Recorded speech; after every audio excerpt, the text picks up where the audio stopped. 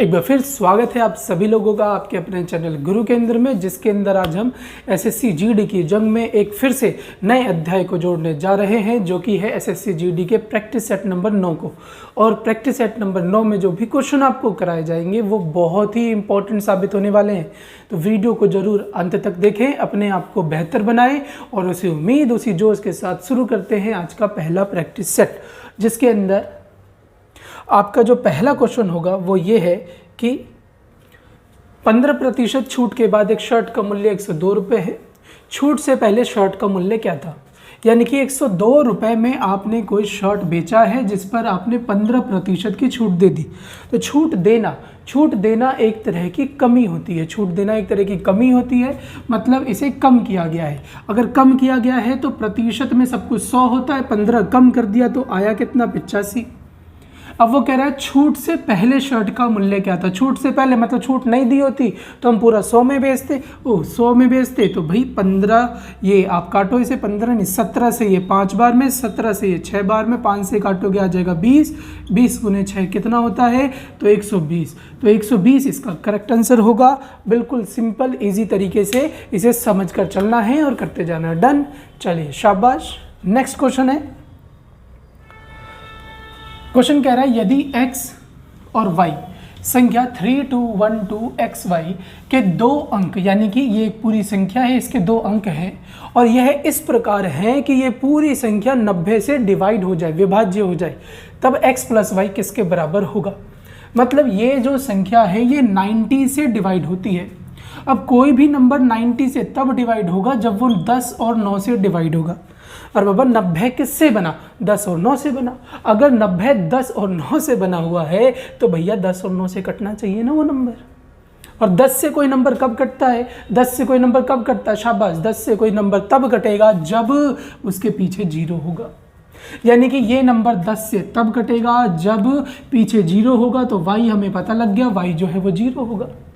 अब कोई नंबर 9 से कब कटता है? शाबाश, 9 से कब कटता है बताया हुआ है हमने आपको। 9 से कोई नंबर तब कटेगा जब सभी अंकों के यहाँ पर योग जो है वो 9 से डिवाइड हो जाएंगे।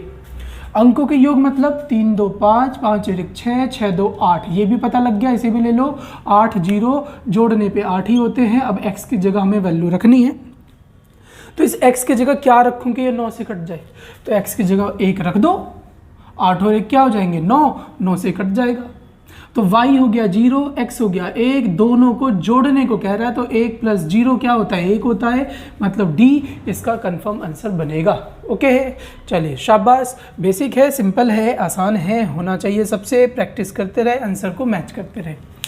आगे कहा जा रहा है क्वेश्चन नंबर 3, पढ़े, रीड करें। क्वेश्चन नंबर 3 कह रहा है एक लंबवृत्तीय शंकु का आयतन 100 पाई है। तो शंकु का आयतन यानी कि वॉल्यूम, क्या होता है वॉल्यूम भाई?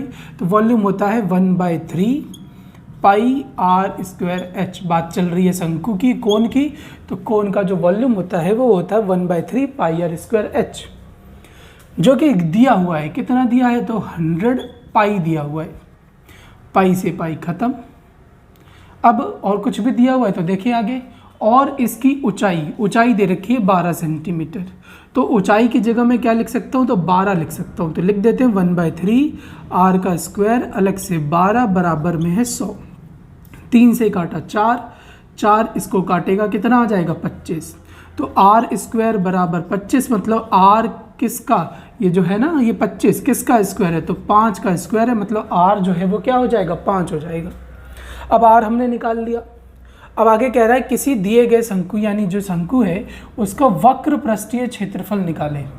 वक्र पृष्ठीय क्षेत्रफल निकालना है, लेटरल सरफेस एरिया इसका निकालना है। तो निकाल देंगे। क्या होता है इसका वक्र पृष्ठीय क्षेत्रफल? शाबाश बताएं। तो इसका वक्र पृष्ठीय क्षेत्रफल होता है पाई r l। अब मुझे r पता है, मुझे h भी पता है, लेकिन l तो नहीं पता। तो L निकालना पड़ेगा। कैसे निकालें? तो इसके लिए कुछ ट्रिपलेट याद होने चाहिए जो बड़े इजी होते हैं। मैं अभी लिखवा दूंगा आपको, आप इसे ध्यान से समझें। तो ये कौन हो गया? शंकु हो गया, जिसमें रेडियस दिया हुआ है 5 और जो हाइट है ये होती है हाइट जो सीधी है। हाइट जो है वो 12 है, L आपको निकालना है। तो एक ट्रिपलेट होता है 5 12, तो ये बनेगा 13। तो 5 12 अगला क्या बनेगा 13, यानी पाइथागोरस लगा के आप निकाल सकते हो। तो मैं r की जगह 5 रखूंगा, l की जगह क्या रखूंगा 13 रखूंगा, अलग से पाई है, ये मल्टीप्लाई होकर मुझे कितना दे देंगे, तो 13 25 65 पाई, यानी कि देखो है कहीं, है बिल्कुल है भाई, क्यों नहीं होगा भाई, d यानी कि 65 पाई। तो ऐसे क्वेश्चन जो होते हैं मेंसुरेशन के वो हमेशा फॉर्मूले बेस्ड होते हैं और आपके एग्जाम में फॉर्मूले बेस्ड ही आने हैं, तो इसके लिए फॉर्मूला तो आपको ज़रूर आना चाहिए। डन। ट्रिपलेट क्या होते हैं तो यहाँ लिख देता हूँ मैं, एक ट्रिपलेट होता है 3 4 5, 5 12 13, ऐसे ही 8 15 17 7 24 25, ये कुछ मेन ट्रिपलेट होते हैं जो आपको ध्यान होने चाहिए, बहुत ज़रूरी होते हैं, इसे ध्यान रखें। मोस्टली क्या इसी के आसपास सारे क्वेश्चन आपके घूमते फिरते रहते हैं। डन है। जैसे अभी आपका किसका बना था 5 12 13 का, या तो इसका बनता है या इसी का टेबल बनता है, जैसे 3 4 5 है, इसका डबल कर देगा वो 6 8 10, ठीक है। तो ये ज़रूर ध्यान रखें, समय बचता है इससे। ओके है, चलिए नेक्स्ट करते हैं।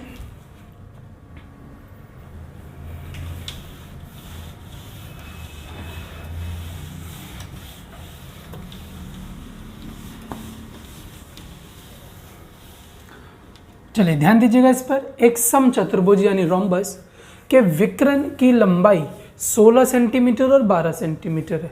तो विकर्ण रोम्बस की विकर्ण जो है, यानी ये जो विकर्ण आप डायग्राम बना रहे हो, इसके बारे में आपको एक खास बात पता होनी चाहिए कि जो इसके विकर्ण होते हैं वो एक दूसरे को बराबर बराबर काटते हैं, कितने की एंगल पर, तो 90 डिग्री की एंगल पर। मान लो कि यहाँ से यहाँ और ये वाली लाइन एक दूसरे को बराबर होंगी, ये वाला हिस्सा एक दूसरे के क्या होंगी, बराबर होंगी, और कितने पे काटेंगे, तो 90 डिग्री पे। और जहां भी 90 डिग्री लग गया, पाइथागोरस ट्रिपलेट अभी बताया था।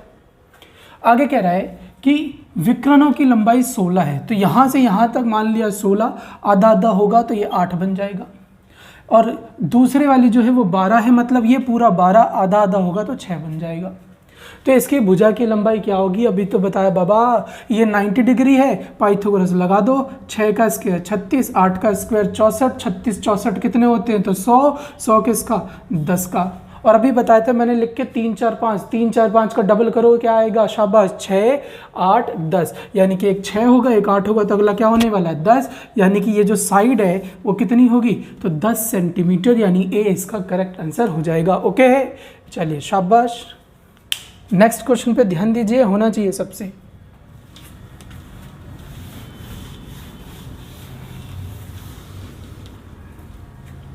क्वेश्चन कह रहा है 3 व्यक्तियों की औसत आयु 30 वर्ष है, यदि उनकी आयु का अनुपात 3 5 7 है तो सबसे छोटे व्यक्ति की आयु क्या होगी।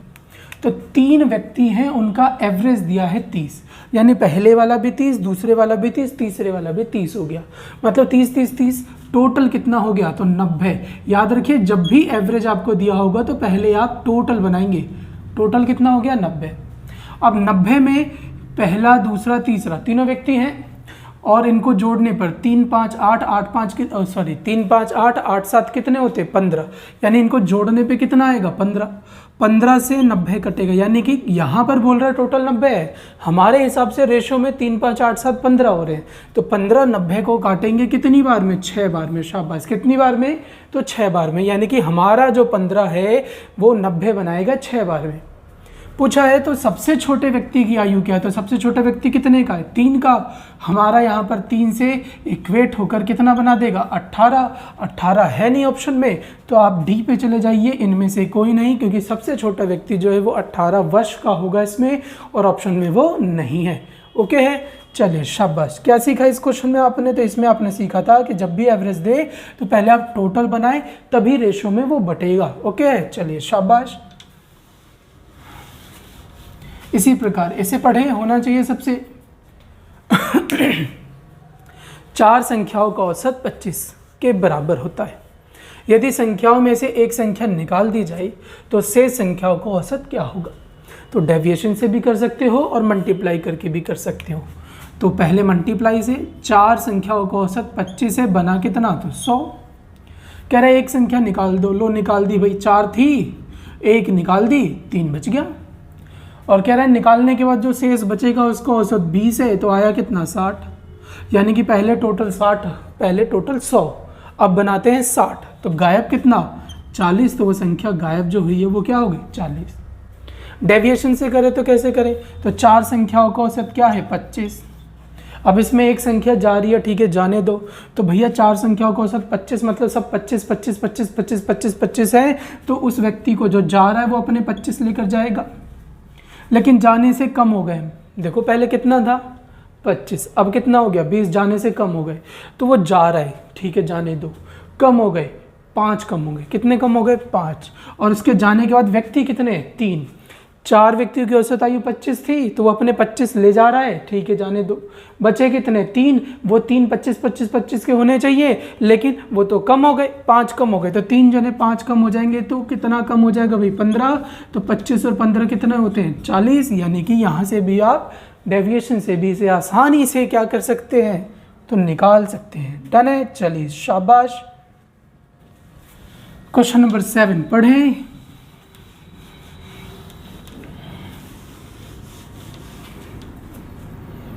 कह रहा है साधारण ब्याज पर 6 वर्षों में 7,000 रुपये कितने रुपए हो जाएगा, तो 10,360 रुपये हो जाता है। तो वार्षिक ब्याज की दर क्या है, तो सिंपल इंटरेस्ट का क्वेश्चन हुआ, रुपए हो गए 7,000, जिस पर 6 वर्षों में बात कर रहा है, क्या रेट लगाएं कि वो इतना हो जाए, इतना हो जाए मतलब 7,000 रुपये अगर इतना हो जाएगा तो पैसा तो बढ़ा होगा, कितना बढ़ गया पता करें, तो 3,360, कितना बढ़ गया 3,360, और बढ़ा हुआ पैसा इंटरेस्ट माना जाता है, तो इंटरेस्ट लिख दिया हमने इधर, 2 जीरो से 2 जीरो खत्म। अब इसे काटा जाए तो 6 से काट दो पहले, या फिर 0 0 काट दो, अब 6 से काट दो, 6 से 5 बार में 30 बचा 3, 6 से 6 बार में, अब काट दो 7 से आ गया 8, तो R बराबर कितने %, 8%, यानी डी जो है इसका सही आंसर हो गया। ओके है, तो डायरेक्ट फॉर्मूला बेस्ड क्वेश्चन था, ये हो जाना चाहिए था सबसे, आंसर को मैच करते रहें, अपने आप को बेहतर बनाते रहें।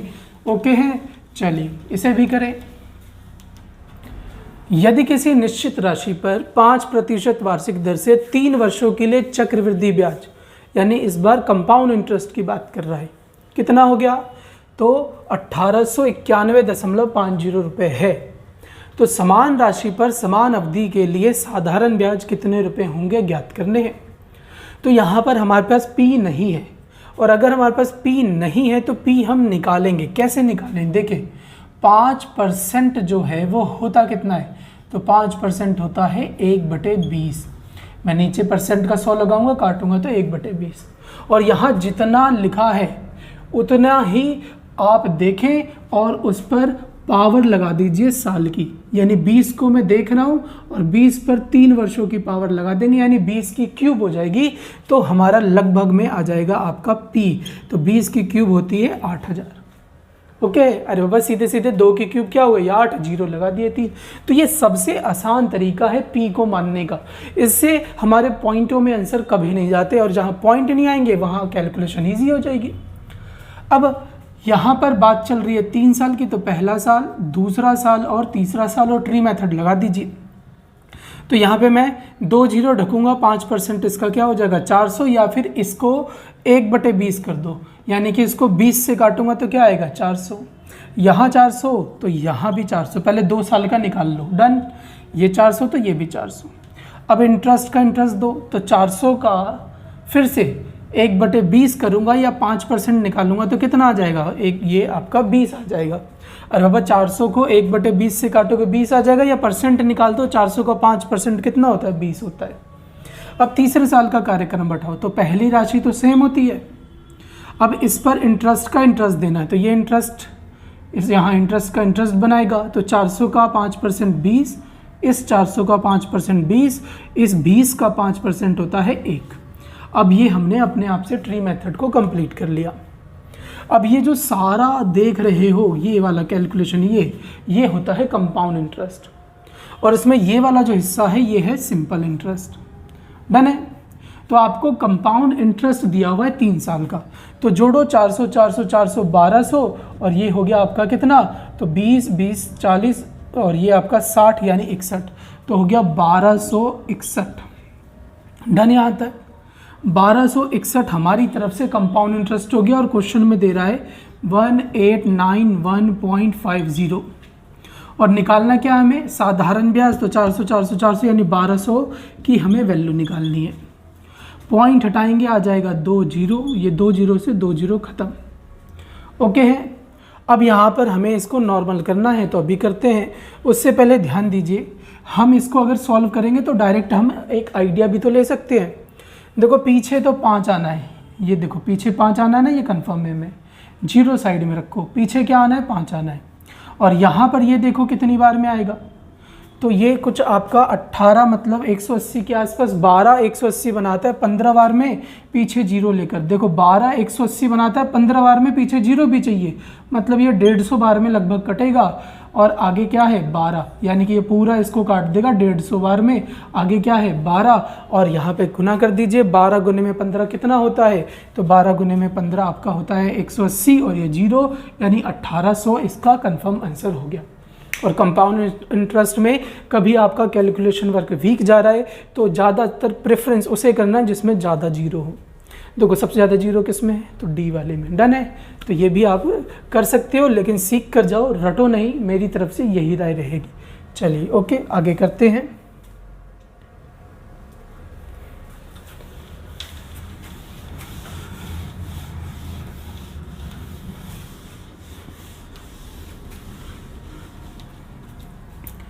क्वेश्चन कह रहा है दो संख्याओं का लसापा यानी एलसीएम 3 का 20वां गुणज है। ठीक है, 20वां गुणज, गुणज मतलब होता है टेबल या मल्टीपल।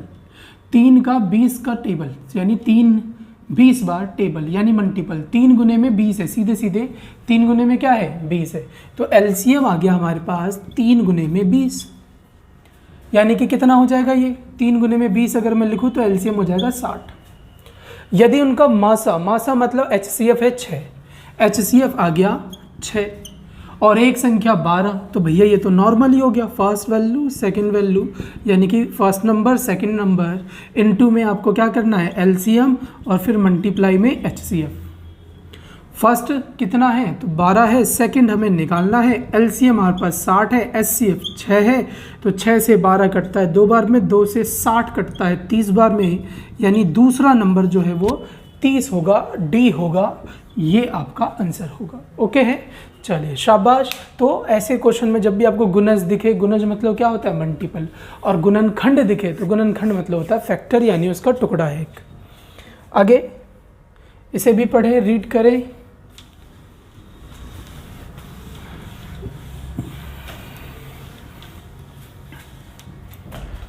क्वेश्चन नंबर 10, चीनी के मूल्य में 25% की वृद्धि होती है, तो एक परिवार को चीनी की खपत को कितने प्रतिशत तक कम कर देना चाहिए जिससे चीनी का व्यय यानी कि जो खर्चा है वो समान हो।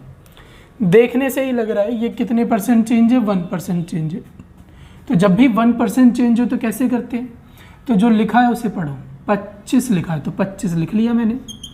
25% की वृद्धि है, वृद्धि करेंगे तो बढ़ेगा यानी 125 हो गया, परसेंट निकाल दीजिए। 25 से काटा 5, 5 से काट दिया 20%, यानी कि आप 20% चेंज करेंगे तो वो पहले जैसा हो जाएगा, यानी कोई इफेक्ट उसका खपत पर नहीं होगा, सॉरी खर्च पर नहीं होगा। तो सी इसका सही आंसर बनेगा। ओके है, चलिए क्वेश्चन नंबर 11, ये भी होना चाहिए सबसे। कह रहा है दो उम्मीदवार के बीच एक चुनाव में एक को कुल वैध मतों का, बहुत बढ़िया, रीड करेंगे यहाँ पर अच्छे से, कुल वैध मतों का बोला है, वैध मतों का 65% प्राप्त होता है, जिसमें 10% मत अवैध थे। तो बना लीजिए, टोटल हो गया 100, 100 में से 10% जो है वो अवैध है, तो भाई वैध कितने हो गए 90। अब इसमें से एक को, तो ये रहा पहले को, वैध मतों का, साफ साफ लिखा है वैध मतों का, जो लिखा जिसका लिखा उसी में से देना है आपको। तो वैध में से यानी 90 में से, 100 में से नहीं है वो, 90 में से 90 का 65% प्राप्त होता है। तो 90 का 65% अगर प्राप्त होता है तो इसे सॉल्व करेंगे।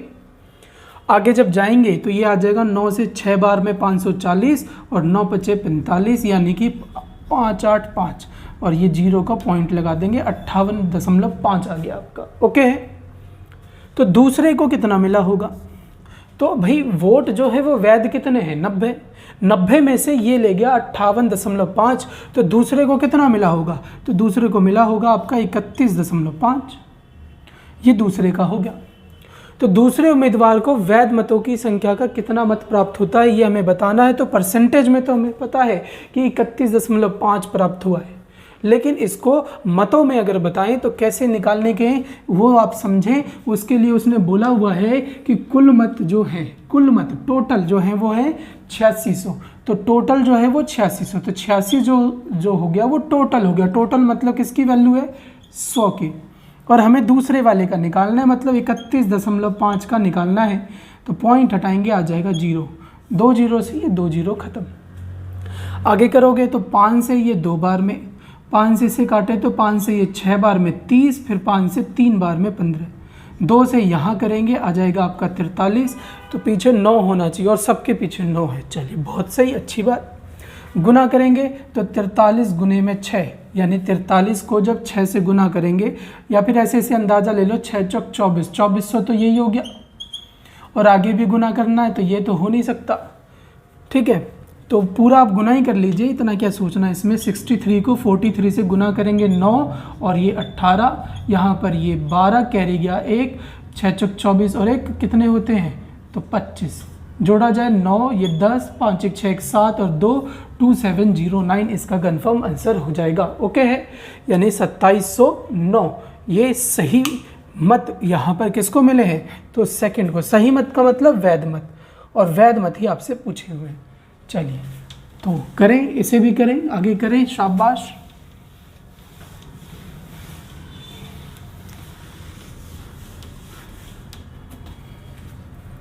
क्वेश्चन कह रहा है एक वस्तु का अंकित मूल्य 900 रुपये है, लेकिन एक खुदरा विक्रेता इसे 40% छूट पे खरीदता है और इसे 900 रुपये पर बेचता है, तो खुदरा विक्रेता का प्रतिशत लाभ क्या है। अब यहाँ पर देखो 2 तरह के स्टूडेंट होते हैं, एक जो इसे देखेंगे पढ़ेंगे और पूरा सॉल्व करेंगे, और एक जिन्होंने प्रैक्टिस कर ली, जैसे आप हो, आपने प्रैक्टिस कर ली, आपको पता है ऐसे क्वेश्चन में क्या होता है, आप डायरेक्ट क्वेश्चन में इसे हिट कर जाओगे और समय बचेगा। देखो कैसे, तो पहले प्रकार के विद्यार्थी वो क्या करेगा, ध्यान से समझो।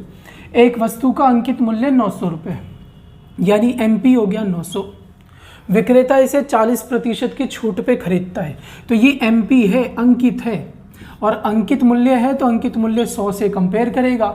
40 की छूट पर खरीदता है, मतलब खरीदता कितने पर है, 40 की छूट, मतलब 40 कम पे खरीदता है, मतलब 60 पे वो सामान गया है, तो गुना करेंगे तो वो सामान हो गया 540 का।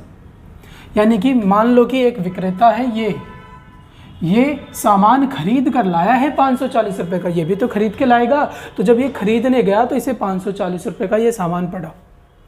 फिर आगे लिखा है इसे 900 रुपये में बेच देता है, तो अब यही वाला सामान 900 रुपये वाला पहले भी सामान था, लेकिन उसे पड़ा कितने का, 540 का। अब वो लाने के बाद फिर से इसे 900 रुपये में बेच देता है, तो इसको व्यक्ति को ये सामान 540 का पड़ा है और ये 900 रुपये में ही बेच रहा है, तो भैया लाभ में बेच रहा है ना। 540 वाला सामान 900 में बेच रहा है, तो 360 रुपये ये लाभ ले गया, और 360 रुपये लाभ ले गया तो किस पर ले गया, यहाँ मात खा जाते कुछ जने, अरे बाबा 360 रुपये अगर लाभ ले गया तो लाभ यहाँ नहीं CP पर होती है, यानी कि इसके लिए CP यानी खरीद कितने की थी, इसके लिए खरीद थी 540 की, तो यहाँ 540 पे आप निकालोगे 0 से 0 करें, इसे कितना आता है, तो ये आपका आ जाएगा 2 से काट दीजिए आ जाएगा आपका 27, 2 से काट दीजिए आ जाएगा कितना, तो आपका 2 से आ जाएगा 18, और काटे 9 से 3, 9 से 2, तो ये हो गया टोटल 200 के नीचे 3, जो कि बनेगा 66 सही 2/3%। ओके है, अब ये तो हो गया एक तरह का पहले प्रकार का स्टूडेंट, कोई डाउट इसमें नहीं होना चाहिए। दूसरे प्रकार का स्टूडेंट, अरे बाबा लिखा कितना था 900, अंत में भी क्या 900, यानी कि ये तो सेम ही है, और अगर ये सेम है तो इसे हटाओ। अब ध्यान से देखो, तो अभी बताया था ये 1% चेंज है, एक ही बार परसेंट है, और 40% की क्या है, छूट, और छूट मतलब क्या होता है, कमी, तो यहाँ पे मैं लिख रहा हूँ 40 और 40 की छूट, छूट मतलब कम, कम मतलब कर दिया कम, परसेंट निकाल दो, तो 20 से 2, 20 से 3 आ गया 200 के नीचे 3, जो कि होता है 66 सही 2/3%। टिक कर दीजिए D, इसका कंफर्म आंसर हो गया। तो अब बताओ समय बचा या नहीं बचा, और ये किसका समय बचेगा? उसी का जो पहले ही प्रैक्टिस करके जाएगा। यही फ़ायदा होता है पहले से प्रैक्टिस करके जाने का। डन है? चलिए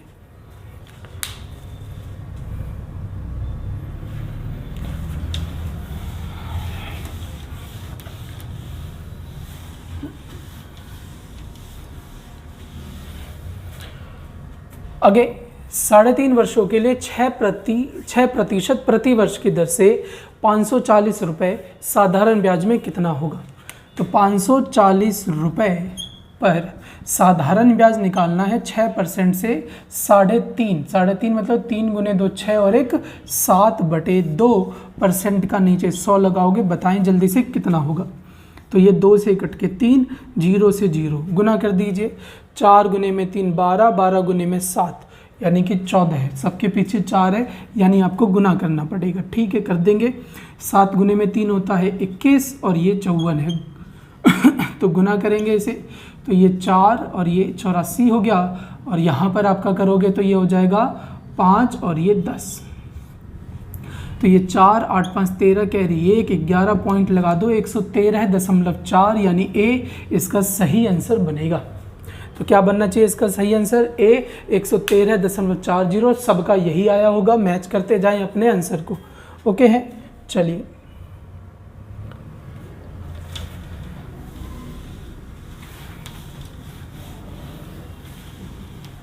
करें इसे भी। एक वस्तु को 1729 रुपये में बेचने पर रोहिणी को 30% की हानि होती है। यानी कि 1729 में अगर हम बेच रहे हैं तो हमें लॉस है 3%, 30% का। 30% मतलब ये जो सामान है वो जा रहा है 70 में। अब कह रहा है कि हमें 16 का लाभ अर्जित करना है। 16 का लाभ मतलब कितना? तो 116।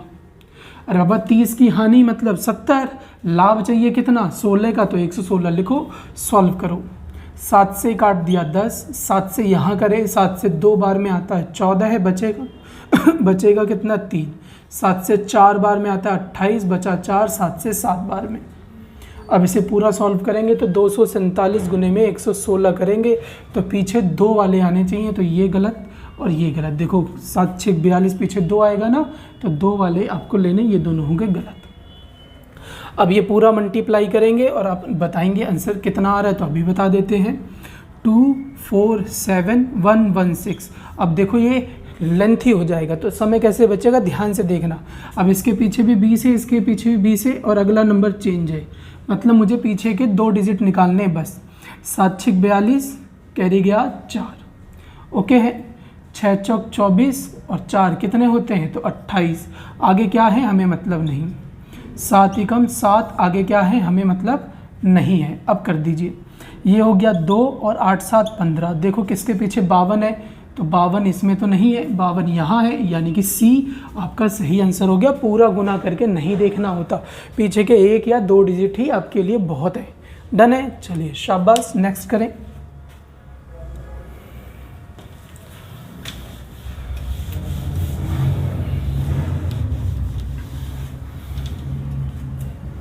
क्वेश्चन है, यदि 22,000 रुपये को 3 व्यक्तियों ए बी सी में 1/3, 1/6, 1/9, तो 22,000 रुपये है। 1/3, 1/6 और 1/9 में बांटना है। तो 369 का एलसीएम होता है 18 यानी कि 18। सॉल्व करेंगे। 3 से 6, 6 से 3, 9 से 2, तो 6 एकम 6, ये आपका 3, ये आपका 2 आ गया। अब ये जो रेशो है, इस रेशो में हमें विभाजित करना है और बताना है बी का हिस्सा। तो पहला ये ए था, ये बी था, ये सी था, हमें बी का बताना है। तो 6 3 9 2 11, 11 से कटेगा, आ जाएगा आपका 2000। और हमें बी का बताना है तो 2000 से गुना करेंगे तो 2 गुने में 3, 6000, यानी ए बिल्कुल सही आंसर बनेगा इसका। तो जब भी कभी ऐसे बटे में या फ्रैक्शन में रेशो हो तो आप उसे पहले नॉर्मल करें फिर जाके डिस्ट्रीब्यूट करें। डन, इससे इजी हो जाता है कैलकुलेशन। चलिए क्वेश्चन नंबर 16 है। चलिए शाबाश, पढ़ें। केशव की वर्तमान आयु राम की 2 गुनी है। तो एक केशव है और राम है। केशव की वर्तमान आयु राम की 2 गुनी है, यानी राम जितना होगा उसका डबल होगा केशव। आगे कह रहा है 20 वर्ष बाद उनकी आयु का अनुपात 4:3 होगा, यानी 20 वर्ष बाद, तो लिख दिया हमने 20 वर्ष बाद इनकी आयु का जो रेशो हो जाएगा वो 4:3 हो जाएगा। तो जब भी कभी एज का इस प्रकार का क्वेश्चन दिखे तो गैप सेम होना चाहिए इनका। 4 और 3 में कितने का गैप है? 1 का। यहाँ कितने का गैप है? 1 का गैप है। गैप सेम तो सब ठीक, और गैप सेम है मतलब रेशो बिल्कुल करेक्ट है, इसमें आसानी से बढ़ जाएगा। ये बात समझ में आ रही होगी क्या कह रहा हूँ मैं? गैप सेम है तो ये आसानी से डिस्ट्रीब्यूट हो जाएगा, बढ़ जाएगा। तो भैया गैप सेम है तो डायरेक्ट करो, 2 वाली चीज़ कितनी हो गई? 4 हो गई, तो कितनी बढ़ गई? 2 बढ़ गई। कितने साल में? 20 साल में, यानी हमारी तरफ से 2 बढ़ा, क्वेश्चन में 20 बढ़ा, काट दिया, कितना आ गया? तो 10 आ गया। तो करंट एज निकाल लो, ये 10 से गुना होके 20 हो जाएगा, ये 10 से गुना होके 10 हो जाएगा। आगे कह रहा है 3 वर्ष पहले राम की आयु क्या थी? तो राम अभी कितने का है? 10 का। तो 3 साल पहले कितने का रहा होगा? शाबाश, अभी 10 का, तो 3 साल पहले 7 का, यानी कि सी इसका करेक्ट आंसर होगा। ओके चलिए शाबाश, नेक्स्ट करें। डन है, चलिए बहुत बढ़िया, बहुत बढ़िया भाई, मेहनत करें, कामयाब हुए। लिखें, आगे करें। Question number 70। एक शहर की वर्तमान जनसंख्या 18 मतलब 1,80,000 है। यदि यह 10% प्रति वर्ष की दर से बढ़ती है तो 2 वर्ष बाद शहर की जनसंख्या क्या होगी? तो करते हैं, 1,80,000 शहर की जनसंख्या हो गई, 10% बढ़ रही है तो 10% बढ़ेगी तो 110, फिर 10% बढ़ेगी तो 110, और बाद पूछा है मतलब 2 वर्ष बाद इसके शहर की जनसंख्या क्या होगी? 2 0 से 2 0, 0 0 0 0, ये खत्म। अब हमें 11 × 11 121 देखना है, जो गुना होगा किससे? तो 1800 से। तो पीछे तो होने चाहिए 2 0, और यूनिट प्लेस चेक कर लिया, 18 कम 18 है कोई? तो भैया सब में ऐसा है, ठीक है, सब में ऐसा है। तो गुना कर दो 18 और 121 को। 121 18 से गुना होगा तो 8 16 कैरी गया 1, ये हो गया 9। यहाँ करोगे तो आपका 121 ही आ जाएगा। तो 8 7 9 तो 11 कैरी गया 1, 2178 है देखो किसी में, तो ये रहा आपका 2178, पीछे के 2 0, यानी सी आप सही आंसर में मानेंगे। ओके है, चलिए शाबाश।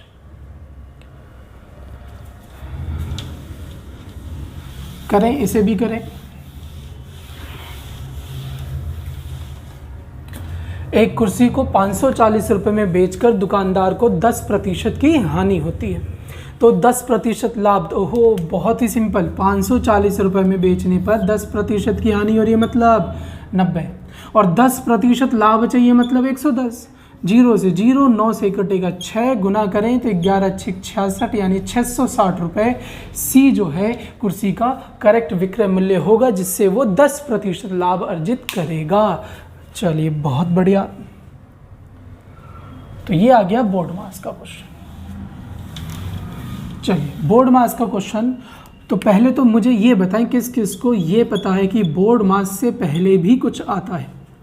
बोर्ड मास से पहले भी कुछ आता है? हाँ जी, क्या आता है? वी मतलब होता है वेनकलम।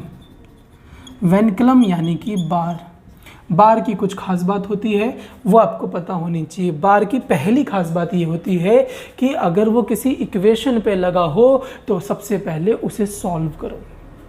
यहाँ पर ये जो डंडी है ये मिसप्रिंट नहीं है, इसका एक विशेष अर्थ है, वेनकलम है, बार है। इसका मतलब ये होता है कि ये सब में, इन सब में सबसे पहले यही सॉल्व होगा जितनी दूर में है, मतलब ये इतनी दूर में है तो पहले ये सॉल्व होगा। तो 9 में से 3 गया, क्या आता है? 6। अब ये 6 आगे क्या है? माइनस, और यहाँ 15। 15 में से 6 गया, क्या आ गया? 9। 20 में से अब ये 9 जाएगा, ये इतना हिस्सा सॉल्व होकर 9 आ गया। 20 में से अब ये 9 जाएगा तो कितना आएगा भाई? शाबाश, तो 11। अब 11 के आगे क्या है? फिर से माइनस, और ये 10। तो 10 में से 11 गया, -1 आ गया, तो इतना सॉल्व होकर क्या आ गया? -1। अब ये भी क्या है? माइनस। तो जब ये माइनस इस माइनस से टकराएगा तो चूर चूर होकर प्लस का 1 बना देगा, और इससे पहले क्या है? 9, 9 + 1 10, यानी 10 जो है इसका करेक्ट आंसर है। इसमें सीखने वाला सिर्फ एक ही पॉइंट था, ये वेनकलम जब पूरे इक्वेशन पे होता है तो एक ब्रैकेट की तरह काम करता है, और ऐसा ब्रैकेट जो सबसे पहले सॉल्व होगा। ओके है, चलिए शाबाश।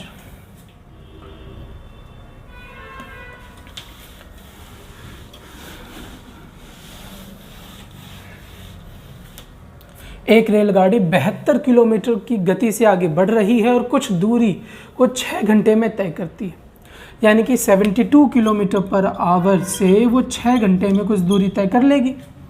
यदि समान दूरी को वो 8 घंटे में तय करना चाहे, यानी यही डिस्टेंस वो 8 घंटे में तय करना चाहे, तो स्पीड क्या होगी?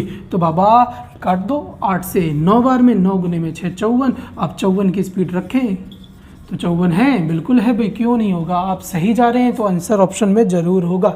ओके है, तो ये आपके क्वेश्चन थे जो कि बहुत अच्छे तरीके से आपको कराए जा रहे हैं और आप भी बेहतर तरीके से इसे सीख रहे हैं। ठीक है, इसी प्रकार से पेपर में आपको सॉल्व करने हैं, सफलता आपके हाथ ज़रूर लगेगी। मिलते हैं नेक्स्ट वीडियो में। जय हिंद, जय भारत।